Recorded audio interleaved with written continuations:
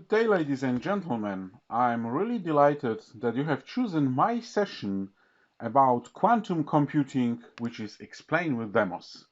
It's really great to be here with you today at Data Platform Summit 2020. And while you are listening to this session, I'm also live with you on the chat. So if you have any questions about quantum computing, I really will be happy to answer them and also to have a chat with you. So let's start. This session is really something different, and I do really hope the session is very unique during Data Platform Summit. You know, Data Platform Summit is the most known conference about when you can learn about data of different flavors, about analytics, about the cloud, about reporting, a lot of very cool things. But I've never heard that DPS can also be known as a conference when you can have a session about quantum computing. So here I am. My name is Damian, and as you know, I come from Poland, and I also been speaking to DPS back in 2018 and 19, and it was a great experience for me. And I really wanted to be here with you today because I think that this is one of the most powerful conferences in the entire world. So if you need any answers or you have any questions, and I maybe could help you with this, so regarding to quantum computing, just reach me on email, ping me on Facebook, or just drop me a tweet.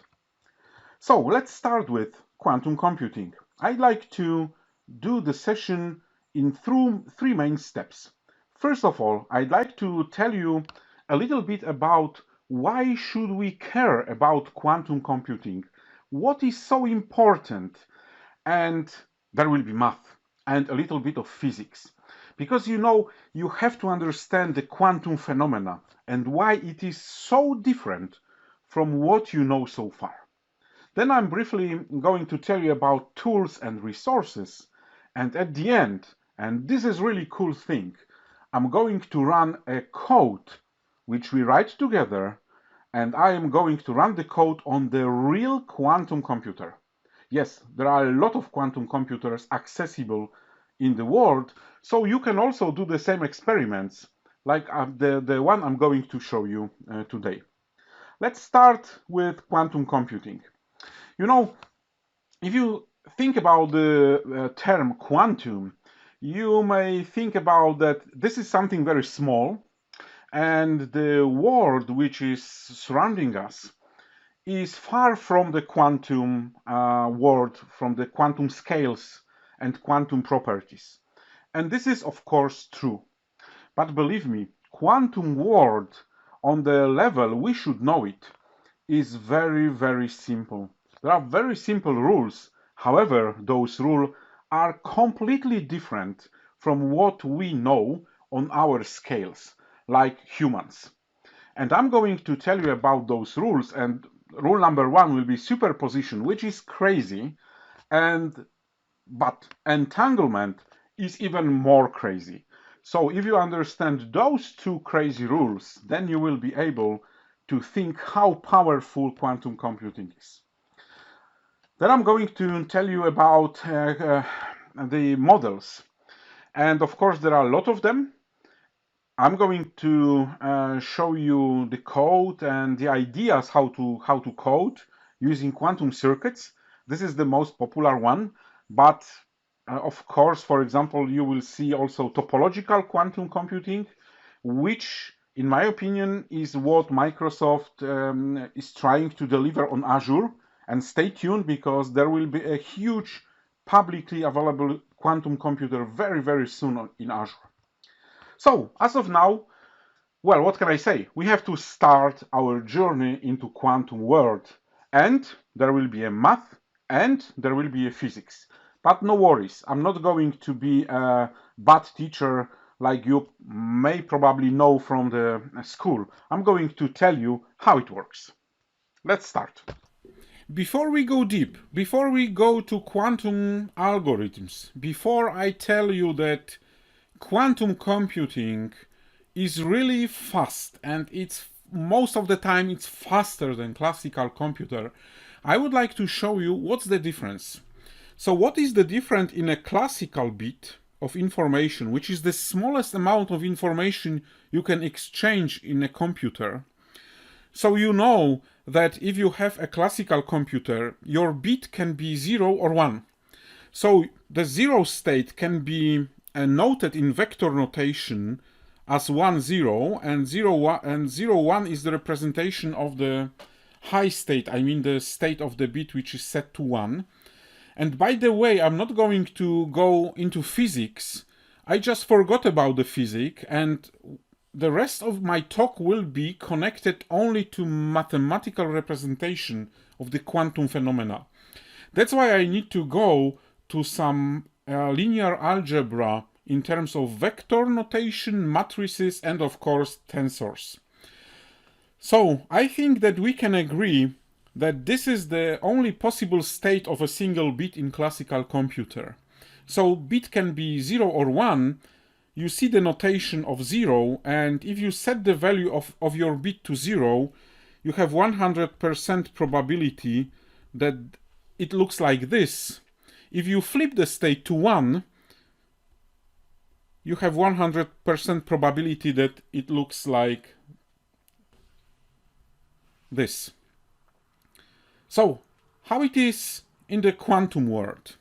You know, in quantum world, when you have quantum bit and you measure the state of the bit, it will have value 0 or 1. But, you know, the representation is exactly the same. So you can tell me the difference. What's changed? Why should we go to quantum computer if I have exactly the same representation? So where is the difference? You know, the difference is that when you do calculations, quantum calculations, your quantum bit can be every value between 0 and 1. Not only 0 and 1 or 1 as it is in quantum, as it is in classical world, but can be anything. Can be 0, can be 1, or can be anything which is in between with exactly the same probability. So how it is even possible that you can have a two-state element which has something in between 0 and 1? Okay, stay with me. I'm going to show you how it works. Think about a regular coin which has head and tail. Try to rotate it, try to toss it. Can you tell me when the regular coin is rotating in the air, what is its state? Is it heads or is it tail? You cannot tell the state unless you catch the coin and you stop it rotating, then you can tell the state. But when the coin is rotating, it has all possible states. It is a little bit of heads, it's a little bit of tail. And of course, if you look at it, it can be everything in between. Sometimes you see a small part of tail and a lot of heads, and this is exactly the probability I was referring to. Now you see how the quantum world can possibly catch more information and store more information in two-state system. So now you know that it's possible that the system that contains only true or false or 1, 0 states, it can have more information in it.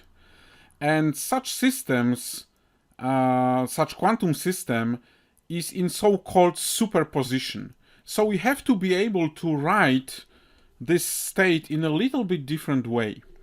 So the state which is in superposition should be denoted that way, that you have equal probability to see the state as a 0, and you have equal probability to see the state when it's value 1.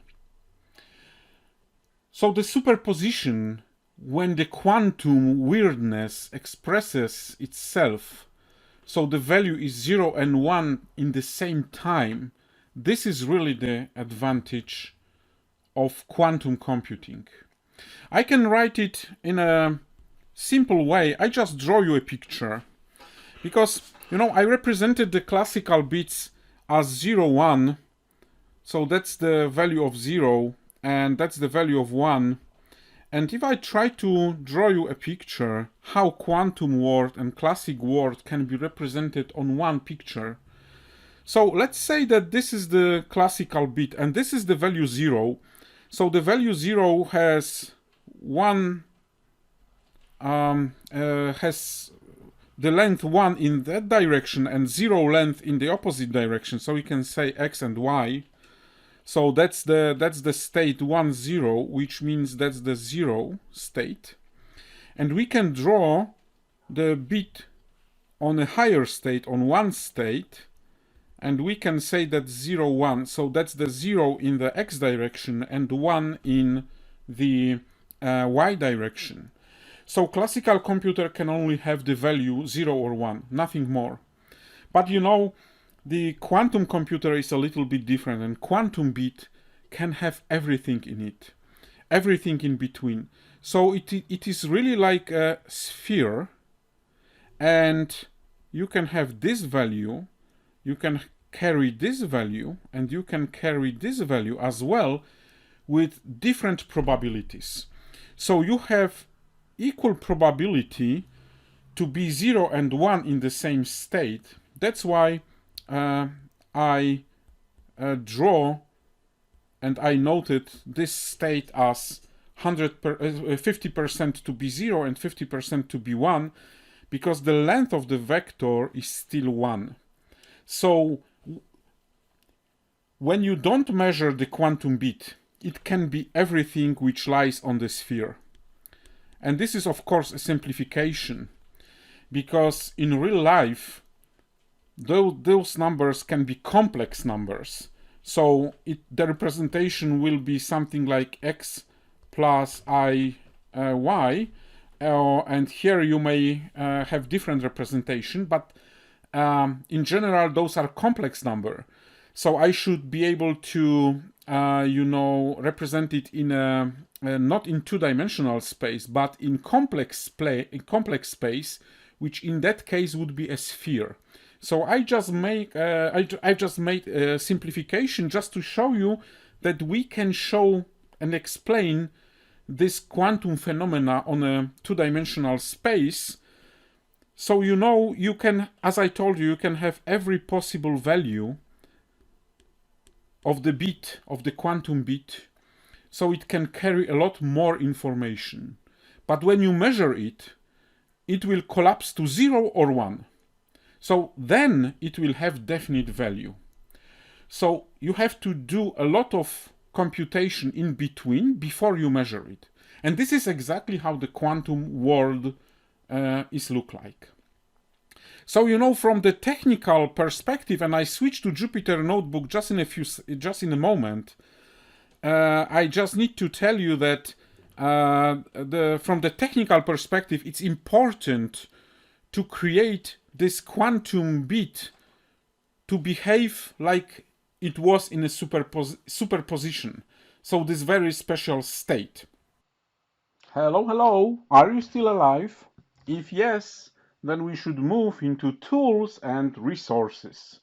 Because all the knowledge I have told you so far, all the information you know as of now, it is important because all the knowledge we are going to use in real code. So it was important to tell you about superposition. It was important to tell you about quantum gates and the very, very famous Hadamard gate, because without this knowledge, you would have no idea how to create a quantum circuit. So what tools are we going to use? Of course, Jupyter Notebook is the best tool for whatever code you have to write. Yeah, it's almost true. But for quantum computer and for quantum computing, you can use Jupyter Notebook. And as always, you can choose from many different frameworks. And I'm going to choose Qiskit, which is a framework that IBM delivers. And of course, what I would suggest is also to learn Q sharp, because it's, let's say, the nature of Q sharp is very, very like an object-oriented language, so it should be pretty straightforward for you. And of course, don't forget that there is a circuit which is produced by Google. And believe me or not, but the Q assembler will be everywhere. So you have a lot of frameworks. You can pick one, the one you like. I do not mention about ocean or forest, PyQuil, but I think that as of now, the best way to start is to use Qiskit if you would like to play on a real computer, or try to learn Q sharp if you would like to play as of now only on the simulator. So this is what we are going to do, but you know, the framework I have chosen, it will allow you to build a quantum circuit. So in a moment, once we finish the coding in Jupyter, then I'm going to invite you to the real computer to show you how to produce the quantum circuit. So you will be doing some kind of visual coding. So think about what are we going to do now in the code, because a moment later we switch to visual coding, which should be, I think, easier. But before we go and before we jump to Jupyter, you have to understand three most important parts of every quantum computation. First of all, you have to have data. And data, in terms of quantum computing, there will be qubits. In classical computers, we have bits. And you know it already. And you know it already that in quantum computing, you have qubits. You also have to perform some operations. And those operations are done using quantum gates. Hence the Hadamard gate, which is very, very important to make sure that we have superposition. And I have not talked about it that much, or I may have not named the operation as unitary transformation, but unitary transformation is a transformation that can be also flipped. So you can run, let's say, transformation and do the transformation in the opposite direction, and you have to have the same state, quantum state, at the beginning. And of course, not all quantum gate delivers or have the possibility to do so. At the end, as you know, we have to measure the state of the bits, which is, of course, the result. And having this knowledge, I think the best way to start is just go straight to the notebook. Let's do this. Now it's perfect time to show you some code. And when I did my drawing, I told you that it's possible that quantum bit can carry more information than just two states. And you may ask, well, it's not possible. And I'd like to show you right now that it's truly possible. So think about it. If you have a quantum state which is 0 or 1, then you have to create so-called superposition state, which I will explain you in a moment how to do it technically in your quantum circuit. But the superposition will work if you have one vector and another vector, like you see it here. So the superposition, it's just like you create a tensor from the two vectors. So take a look. If you have two vectors, two states, then you have really a superposition state, which is like that you take the first element from the vector, so the 1 here, and you multiply it by the entire second vector. So 1 times 1 is 1, 1 times 0 is 0, so you have this information. And then you have the superposition from the second element from the first vector, and you multiply it by the entire second vector. That's why you see two zeros here. And take a look, those are all possible for states when you have two qubits, when you have two superposition of a qubit. So take a look that you really can carry more information than in classical system. So the values are available all at once, but at the end, the qubit will collapse to only a single value in that case. So how to create a superposition? So to do this, you have to create and you have to use so-called Hadamard gate, because the Hadamard gate allows you to perform or create the superposition state. The matrix for the Hadamard gate looks like this. So you have to apply this Hadamard gate every time you would like to perform quantum computation. Let's go to the actual code, because that's really important how we do this. So I was thinking to prepare the demos using Microsoft Quantum Computing SDK, but I know that there is another session in DSS which presents this quantum computing in Microsoft Azure. So I decided to go to IBM library instead, and this library is called Qiskit. So I'm going to import this Qiskit library for you, and then I'm going to create our first quantum circuit. So my first quantum circuit will contain only 2 qubits. So this will be a qubit number 1, qubit number 0, and qubit number 1. And I'm going to create a superposition of those 2 qubits by applying a Hadamard gate. Take a look. This is the function on quantum circuit that applied exactly this Hadamard gate on each of the qubits. So let me run the instruction. And then I try to draw a picture how this quantum circuit looks like right now. I'm not running it as of now, but I'm preparing it to run. So this is actually my 2 qubits and Hadamard gate, which is applied to all of them. So qubit number 1 will be in superposition and qubit number 2 will be in superposition. And then I'd like to create a backend. This will be a simulator, so-called state vector. So you will see the output as a matrix, so what we see at the end. And I'm going to run this quantum circuit for you to see what is the possible state when you measure the qubits at the end. And I'm printing the result. So take a look. As I have 2 qubits and I'm creating a superposition of them, so it's possible to have all the there is equal probability to have states from those 2 qubits. So I can have state 0, 0. I can have state 1, 0. I can have state 0, 1 and 1, 1 with equal probability. And you see complex number are all around.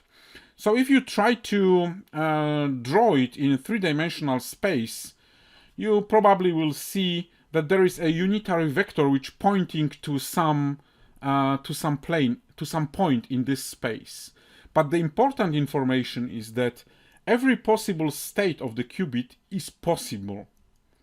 So think about it. If we have 3 qubits, how many combination can we see? So if you run it, you can see that if you have 3 qubits, you have 2 to the power of 3 combinations. So you can carry 8 individual states. So the more qubits you have, the more states you can code. And this is the first moment you see how the quantum state can overperform the classical computation. So you have to remember that anytime I'm going to create a quantum algorithm and quantum circuit, you have to apply, for every qubit, you have to apply a Hadamard gate first. Then it's very important to understand that we can have another important gate. There are a lot of quantum gates possible. Like you can have, like in classical computation, you have AND gate, OR gate, etc. So in quantum computing, you have a very similar gates.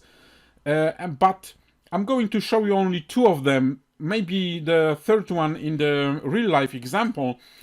But the second most important gate, which has no correspondence in classical computation, is so-called CNOT gate. And this special gate has two inputs. The one input is so-called control input, and the second input is so-called target.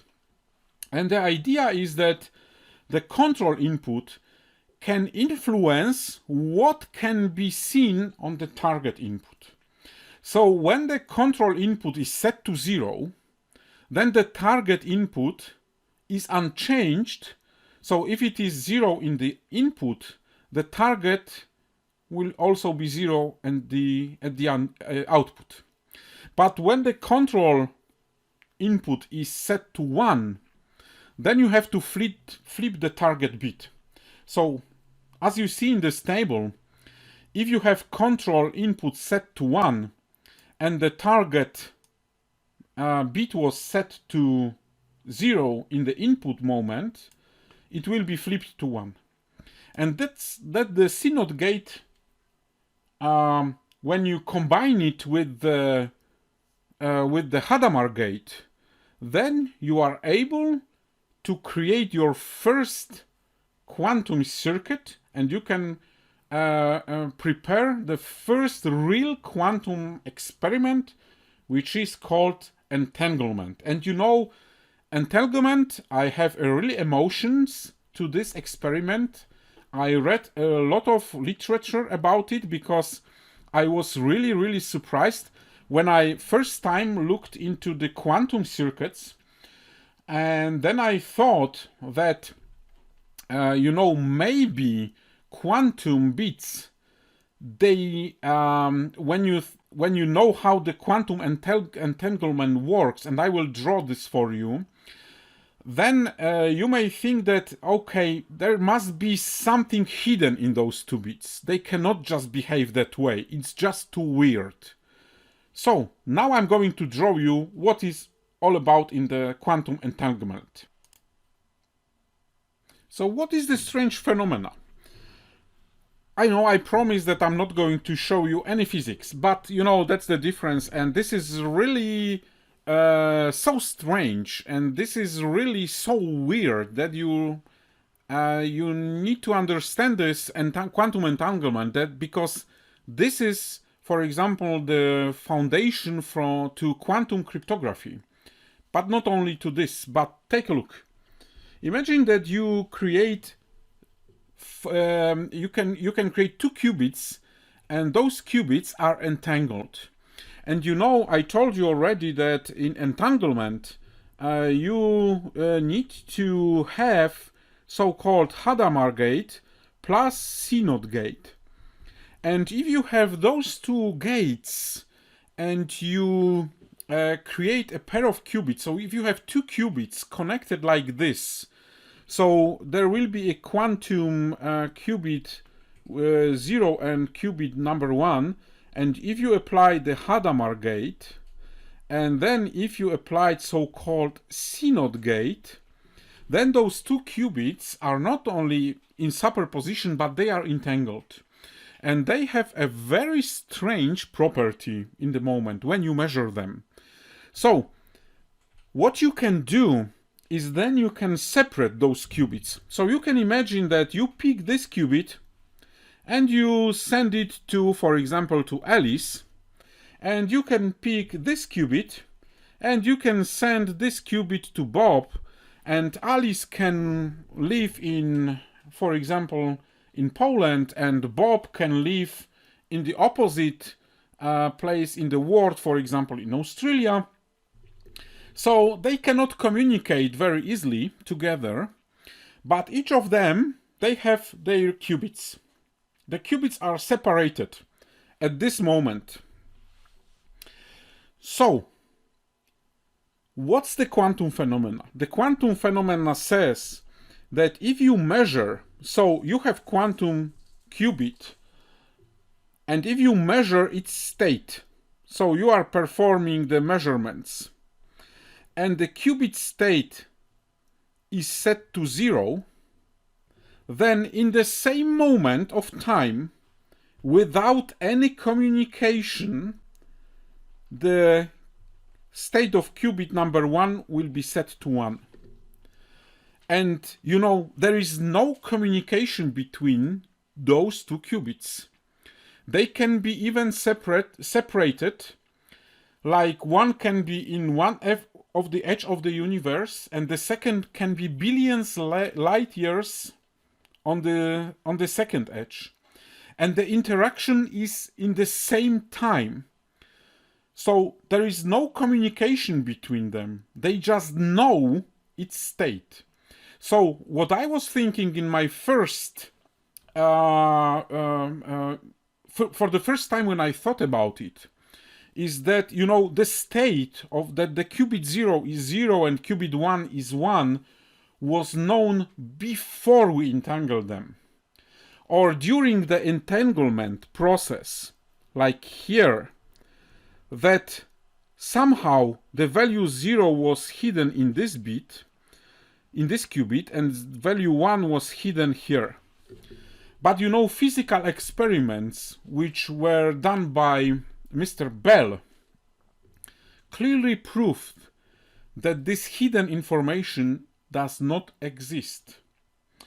So there is another story which, for example, Albert Einstein, he did never agree with it, that there is some kind of strange spooky action at a distance. And physicists, they did a lot of experiments because they sent qubit 0 with the speed of light in the left direction, and they sent qubit 1 with the speed of light in the opposite direction. So technically there is no way how the qubits can communicate, because they are moving with the speed of light, with the speed of light in the opposite directions. And then there was a measurement process here, and this qubit was collapsed to 1. In the same moment of time, this qubit was collapsed to 0. Think about in a business use case, or cryptography. You can have this qubit with you, and this is your key that can open, for example, your bank account. And this is some kind of key that is generated in some trusted authority. So they can generate the key for you. In the same moment, you will see the key on your end. And you know what? As there is no communication in this channel, no one can interact, no one can intercept the key.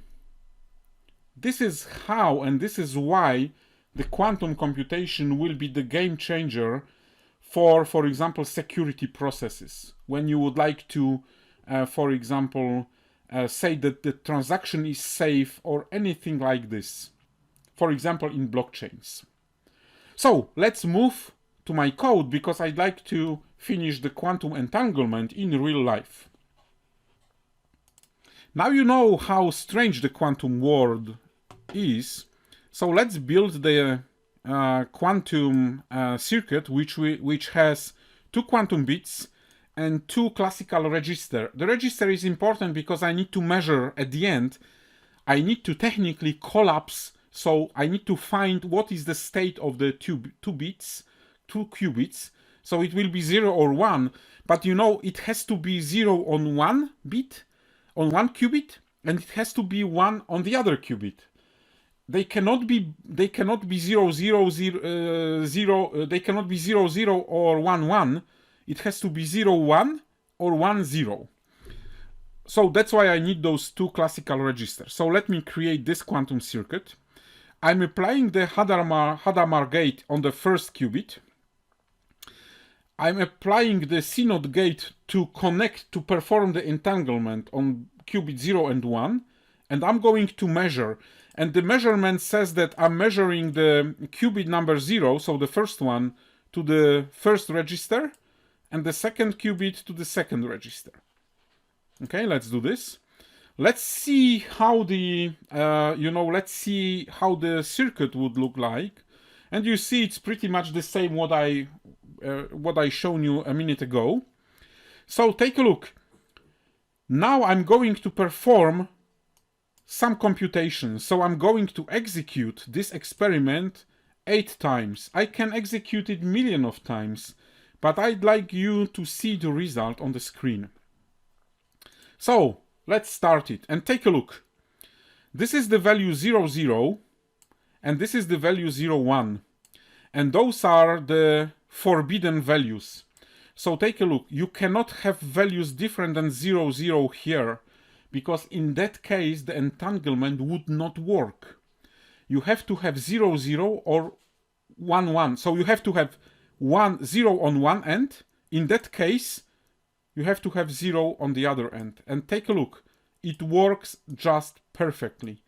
In the same time, when I measure the first qubit, the second qubit state was immediately known as the opposite state. This is how quantum entanglement works in its quantum weirdness. It's really weird. It's so weird that, for example, Einstein didn't believe it till he's dead. But now we know it's true. It's really a quantum phenomenon. And if you would like to think how it is really described in the quantum world in terms of mathematics, this is so-called one of the Bell state, and we have to describe it that way. This is how entanglements is described in mathematical world. And now I would like to show you how I coded this state on a real quantum computer, on IBM quantum computer. So now you know how to code, how to build a code in Jupyter Notebook, how to use simulator, and also you have the graphical experience, how the code is translated into quantum circuit. In that case, what can I say? We should start with the real quantum computer, and I have choose IBM Quantum Experience because you have free access to this computer, and you can choose between simulation, which can be done up to 32 qubits, which is a very powerful one, and of course we can dive into a real quantum computer which have 1, 5 and up to 15 qubits, depending on the circuit you build. And of course you can choose different topologies. So what I'm going to do is I'm going to take the visual representation we have created in previous step, and I'm going to put it into real environment on quantum computer, and we see the results. And you can access the IBM computer using the address you have on the screen, quantum computing IBM.com. You have to create a free account to make sure that you have access to the computer and also to very good resources that are available. And I told it to you already, but please bear in mind that soon, very, very soon, you will see a very good offer from Microsoft in Microsoft Azure, which gives you access to the quantum computer, which is right now it is in private tests in Azure, but really very soon we should expect it to be available, so we will be able to play the technology and the algorithms also in our favorite cloud. So this is what I'm going to show you now. This is how the real computer looks like.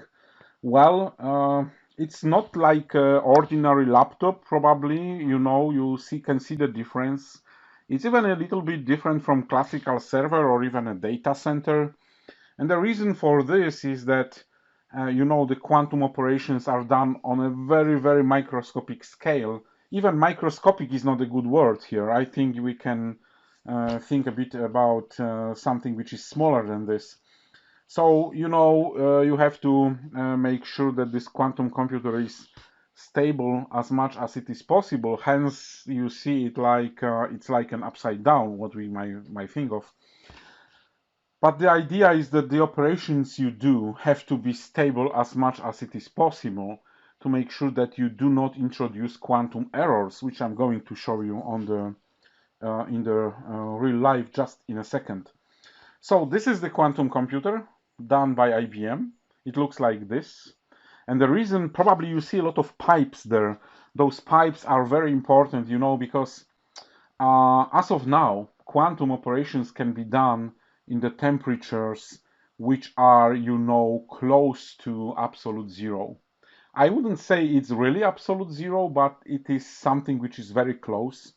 And the reason for this, and this is sorry for a little bit more physics right now, but the difference between quantum state is really, really very tiny. It's a fraction of a degree of Kelvin between the quantum, which is, let's say, 0 or 1, or anything in between. So it is also, it has to be cooled down to extremely low temperature to make sure you can differentiate this state. And also you have to remember that not every ordinary, molecule can be used to perform the calculations. And as of now, there is a lot of tests. There are a lot of tests to choose to pick the one. But I think it's right now a good time to perform a real demo. And I think this is what is going to conclude my session. So remember, I'm still live on the chat. So you still have the chance and opportunity to ask me about my passion, which is quantum world. Let's start the demo. You know that you can play with quantum computing and running your algorithm on real quantum computers. IBM has a lot of them, I think at least 6 or 7 in the world, and you can create your quantum circuit and you can run it on real quantum hardware.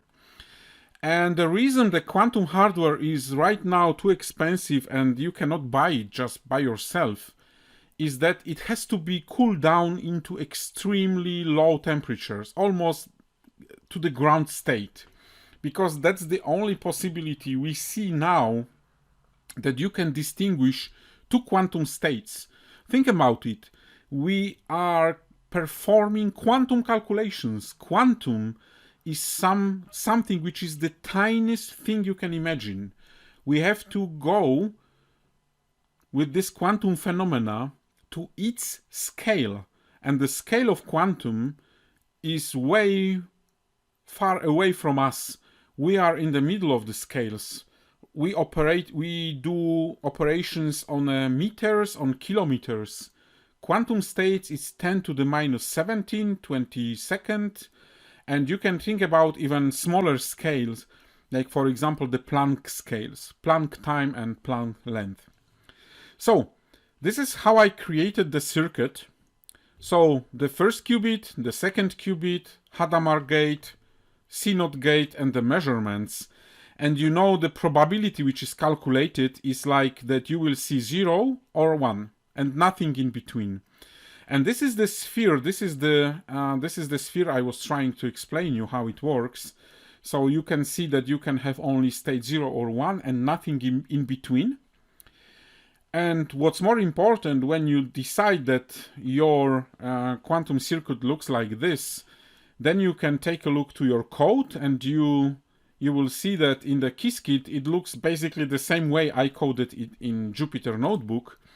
But then you can run it on some real quantum computer, and I did it for you, and I really run it on 3 computers. So I tried to run it in, let me open them.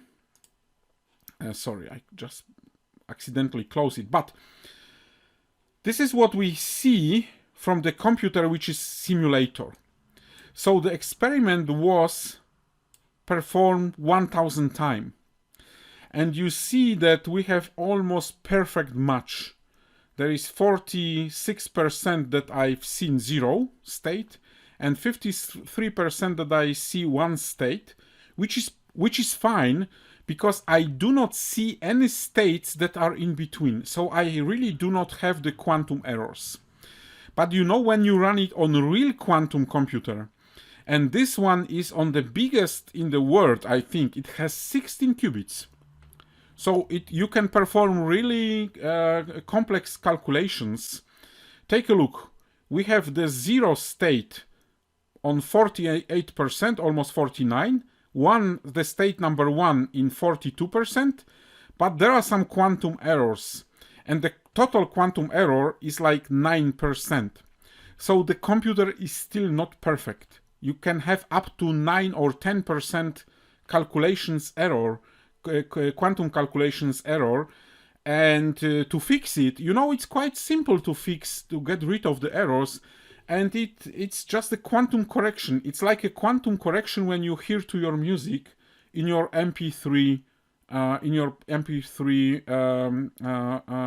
music player. So there are also some kind of corrections. And take a look. My quantum circuit look like this, and the same quantum circuit was run on this computer.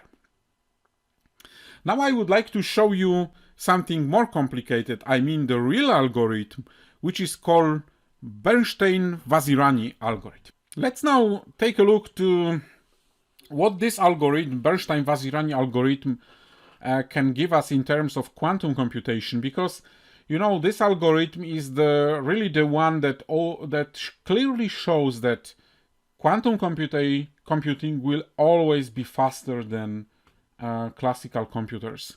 And the idea is that imagine that you have a function which takes a string of bits on its input and also generates a string of bits. So you are also guaranteed that the function, what it returns is the bitwise product of the input values with some unknown string s. And our goal is to find out what is the string s, what are the values. So if you would like to perform this operation on a classical computer, you would need to perform operation like this. So you have this black box function, and you has this s string which is unknown.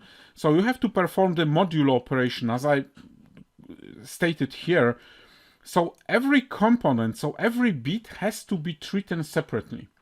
So if you have 8 bits, you have to perform 8 operations, because if you would like to guess this bit, you need to perform the operation x0 times s0 modulo 2. Then if you would like to guess the second bit, you need to perform operation like this. So you're switching to the other bit. If you would like to guess the value of the third bit, you need to move to the third bit with your modulo 2 operation. So in that case, if you have 8 bits, you need to have 8 operations. That's the classical computation. But in quantum computer, you just need to have a single operation. How we can do this? Let's create quantum circuit, and this quantum circuit will have 8 bits and 1 extra bit, which will be important for me, because what I need to do is I need to create the connection to the function which is unknown, so to the string which is unknown. So first of all, according to the Bernstein-Vazirani oracle algorithm, we need to initialize the input qubits to the zeroth state and the output qubit to minus.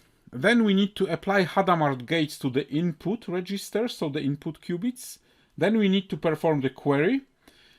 Then we need to apply Hadamard gates again, and then we have to measure. So let's create it.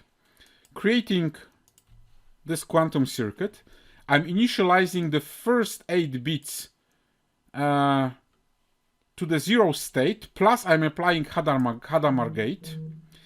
Then I'm creating for the very last bit, which is the bit number 9, which is actually this +1 here. This one will be, this one is, as I explained, is here because this unknown string s will be connected to it. And I have to initialize it in a little bit different way. So I have to create X gate on it, and then I need to apply Hadamard gate to this. This is the approach. Then I need to create a barrier. And the barrier is something which is separating calculation steps. So if I create a barrier here, that means that previous steps, so all the initialization steps, should be treated as one operation. Then I'm plugging the unknown function to my last bit. So that's the 9th bit, which was initialized here with the X gate and Hadamard gate. So this state is unknown to other bits. So this is my function which I'm going to find out, and take a look. The bit number 0 is set to 1. That's why I'm setting it to the CNOT gate. The bit number 1 is set to 1, again to the CNOT gate. And then this is the bit number 4. It's another bit number 4 is set to 1, so it goes once again to the CNOT gate. And the very last bit number 7, is also set to 1 in this function, so it goes to the CNOT gate once again. Then I create another barrier, because this operation, the plugging the function, it should be separated from anything else. So I'm going to create another barrier here. Then I'm applying the Hadamard gate to my quantum bits Q0 to Q7, which is clearly not that one. That's the bit number 8. And then I'm measuring the state of the bits, quantum bits. So the quantum bit number 0 will go to the first register, and you see how it is. Bit number 1 goes to the second register, etc. And now I can show you how the circuit looks like. So take a look what we have. First of all, those are our qubits. Qubit 0 to qubit 7, those qubits are going to perform calculation for us. This is the qubit number 8, which takes the information about the function. Then we apply the Hadamard gates once again to our input registers, and we measure all information.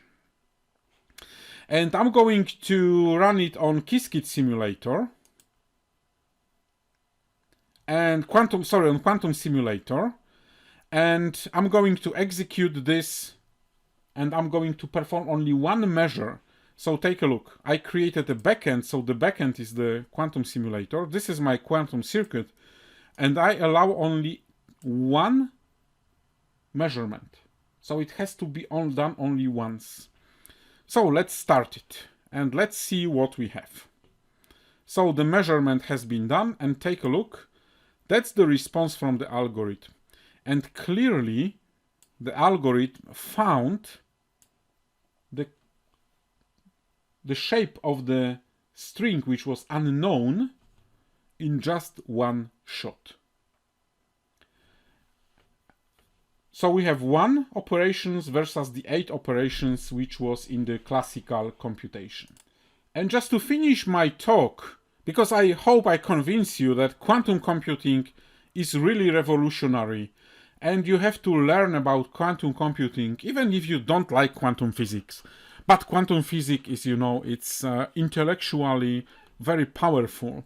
But you don't have to like it. You just need to like quantum computing. And in quantum computing, you can do a real magic. Take a look. I just implemented this Bernstein-Vazirani algorithm in the quantum computing in Melbourne, and I just created exactly the same circuit. And this is the state which is desired. And I would like to show you one thing, because you can run this experiment on every quantum computing in the world, but I'd like to show you how my circuit is represented by this quantum computer. Now let's see how the circuit I created was changed, optimized, even if it does not look perfectly. So I like my side better because I can remember it and understand it better. But it's been transpiled to make sure it can run on the actual real quantum computer. And this is how it looks when it was run and created the output on a real computer in Melbourne. What a day it's been so far, and this is only the first session of the DPS 2020 Virtual Edition. Now you know a lot about quantum, but think about how many sessions are just around the corner. I would like to thanks to the sponsors, to Microsoft and other sponsors you have on your sessions. Don't forget that you can still uh, win a prize. Just post your selfie wish with this hashtag, give session and conference feedback, and of course, go and virtually visit sponsors and exhibitors.